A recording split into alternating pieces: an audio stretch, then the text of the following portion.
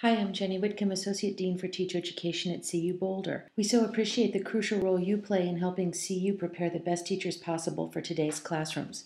The goal of this presentation is to give you a big picture overview to the Teacher Performance Assessment or TPA, which is a major assessment your student teacher will complete by about Halloween. This screencast guides you through the background and purpose of the TPA and then addresses specifics regarding your role in supporting your student teacher in the TPA. The TPA is a national assessment of readiness to teach. CU is part of a 24-state consortium adopting this national performance assessment. We are one of 160 institutions across the states shown on this map. As a performance assessment, the TPA asks CU student teachers to document and analyze the work of teaching 3 to 5 lessons, which the TPA calls a learning segment. The TPA replaces the teacher work sample that some of you may be familiar with if you've hosted a CU teacher in the past. Starting in January 2013, a trained scorer outside of CU will use established rubrics to score the TPA. And the TPA is one measure CU uses to make a decision whether to recommend a student teacher for an initial license in Colorado. In our email, we also included a July 29, 2012 New York Times article about the TPA and a link to the national website, EdTPA, that was launched this August. We send both of these resources in case you're interested in the background on the TPA and the national effort it's a part of to provide high-stakes evidence that new teachers are indeed ready to enter the profession. I want to talk about why the TPA is not a hoop and why CU is choosing to participate in this national consortium and effort. First of all, we see the TPA as a new performance assessment that's modeled after the National Board for Professional Teaching. And we recognize that to be a board-certified teacher is one of the highest honors possible in the teaching profession. And so we see the TPA as part of an ambitious effort to build an assessment that sets a rigorous and national standard for entry into teaching. Second, we think the TPA is a meaningful performance assessment that helps CU students gauge strengths and weaknesses in their teaching. The TPA assessment tasks and scoring processes were developed by a consortia of teacher educators across the country, and practicing teachers have been involved in every step of the way. So far, CU students who have field tested the TPA last spring and fall found the TPA made them think about the craft of their teaching in some very powerful and focused ways. Third, in doing the TPA, CU students demonstrate and showcase their current abilities as a beginning teacher. And then starting in January of next year, they will receive a nationally benchmarked score on their teaching performance that expert veteran teachers are involved in scoring. Fourth, the TPA prepares CU students for the kind of evaluation environment they're likely to encounter, particularly once Senate Bill 191 and educator effectiveness plans roll out. And finally, at CU, we really do believe the best should teach, and we want to launch our graduates to aim for board certification later in their career. Let me provide a quick thumbnail of the different components that make up the TPA. First, the TPA is a focused look at 3 to 5 hours of connected instruction or a learning segment. And at the elementary level, the student teacher will either focus on literacy or on mathematics. And at the secondary level, you'll help work with your student teacher to help them pick one period that is the focus of their TPA. Within the TPA, there are 4 tasks that focus on planning for instruction, instructing and engaging, assessing student learning, and then analyzing teaching. Within each of those tasks, the students also provide artifacts of their teaching practice. And by artifacts, we mean lesson plans, video clips, student work with their feedback on it, handouts that they give out in a particular lesson, etc.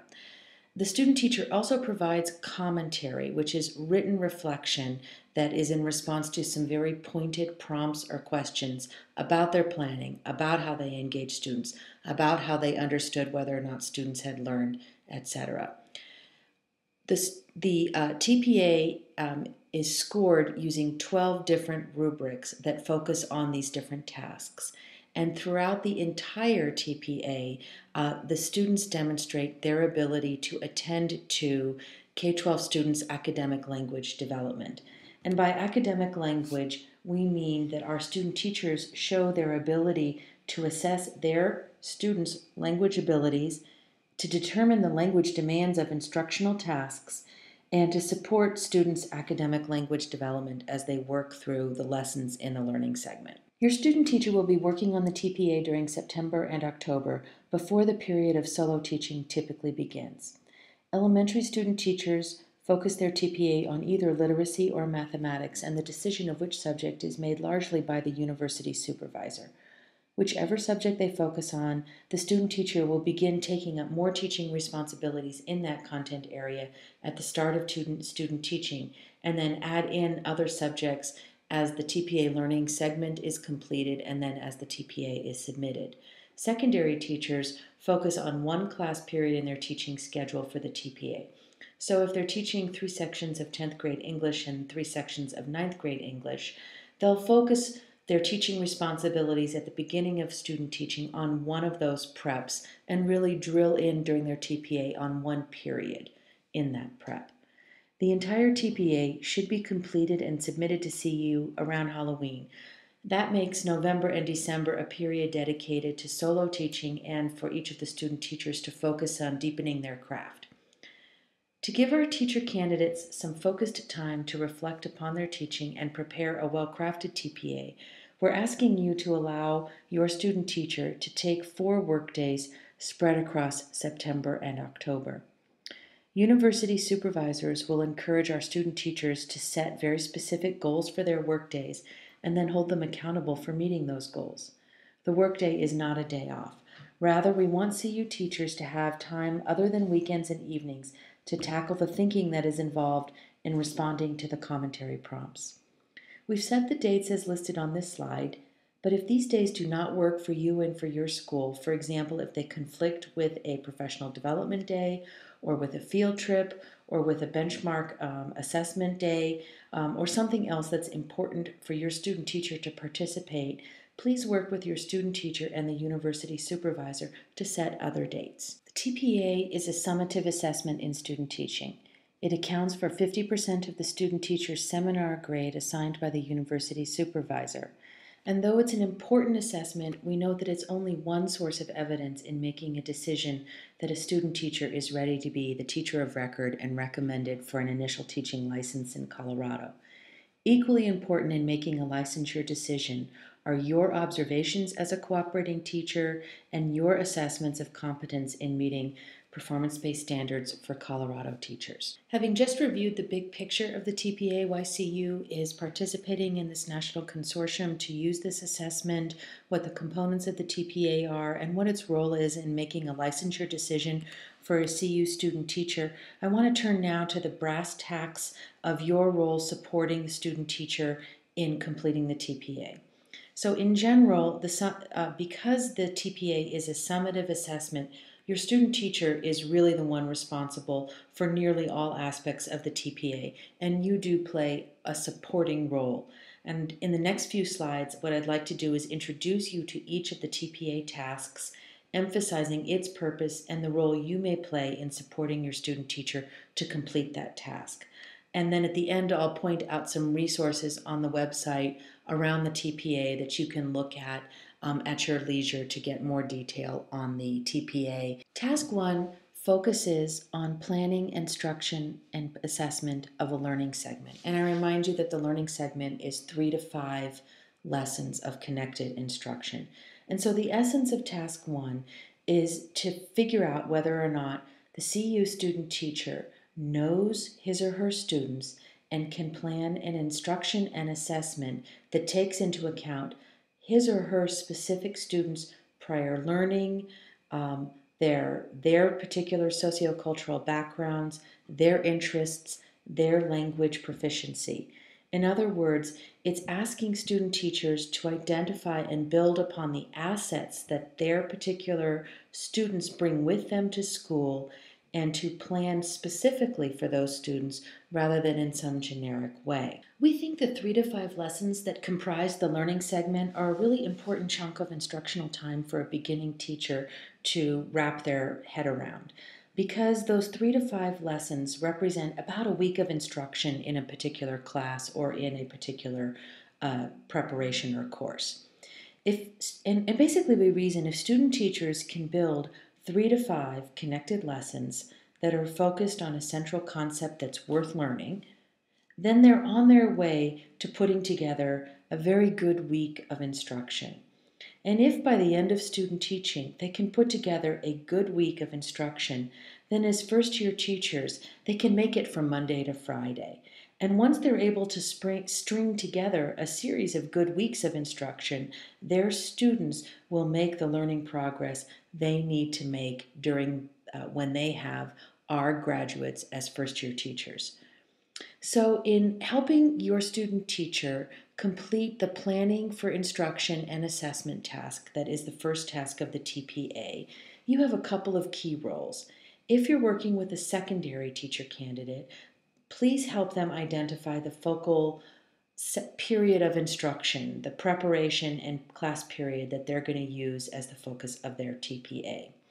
Then it's really important for you to help your student teacher access relevant information about their students' demographics, about their prior knowledge, about their language proficiency, about assessment data that's available to all teachers to look at to help them get a sense of students' academic competencies coming in, about how to read and use IEP and 504 information, etc. So helping your student teacher access relevant information that teachers typically have available to complete the context part of task one is an important role that you can play. Also, as the student teacher is identifying the central focus for his or her learning segment, talk with your student teacher to help them sort of think about, is this a central focus? Why is this worth learning? Probe with them in that kind of typical conversation that teachers have about what do we want to focus on and why is it worth learning. This is also a time to explain the general design of curriculum materials or instructional and assessment strategies and resources that are available to you either through the instructor's textbook, other resources that you've collected over the course of your career, district benchmarks and materials, etc. But what's important in helping the student teacher access these instructional resources and strategies and ideas for assessment is that while you help them navigate what's available, leave to the student teacher the decisions about what particular adaptations or selections they're going to make that are based on the student teacher's understanding of his or her students' strengths and needs and the content to be taught. So you help in a general way, and they make the instructional and assessment decisions that comprise what they do in their learning segment. And then a recurring theme that you're going to hear as a way, as a key role that you play as a cooperating teacher is to offer emotional support and also to offer time management support as they're working their way through this task. Task 2 involves video recording some or all of the learning segment or the 3 to 5 lessons of the TPA. Your student teacher will then select 1 to 2 clips, a maximum of 20 minutes, that shows their ability to engage students and to deepen students' learning. And I know that 20 minutes will not necessarily do justice to your student teacher's practice, but it is a representative slice of their ability to probe students' thinking, to elicit students' thinking, and to deepen students' thinking. Your role as a cooperating teacher, because the focus is on the student teacher's teaching practice and on students' interactions in the classroom, your role is more technical for this task. First, because we are asking to video record minors, we need your assistance in helping the student teacher understand procedures in your building to send home permission slips to parents. We're asking our student teachers to use CU's permission slip for the TPA because it ensures that parents know what is going on with the TPA and that they have a right to grant permission for their child to be video recorded, and also that they have a right to grant permission for our student teacher to include their students' work as one piece or artifact in the TPA. We're asking to use CU's permission forms rather than the district's generic forms because of the unique nature of the TPA. And so we're asking your assistance in helping the candidate, our student teachers, administer these permission slips. Please feel free to contact CU if you have any questions about video recording or the video permission forms. Your student teacher will help you understand where they are in English and in Spanish on the School of Education's website. You also can assist your student teacher in accessing video recording equipment that might be available in your school. And if it's not available, the student teacher may choose to use a personal camera, or they may check out video recording equipment from CU. You'll also play a role, most likely, in actually doing the video recording during the learning segment. And I want to reassure you that we are not looking for professionally shot video, so it's okay if the camera is jerky, etc. But I do want to offer a couple of really important tips for you as video recorders. First, don't turn the camera off.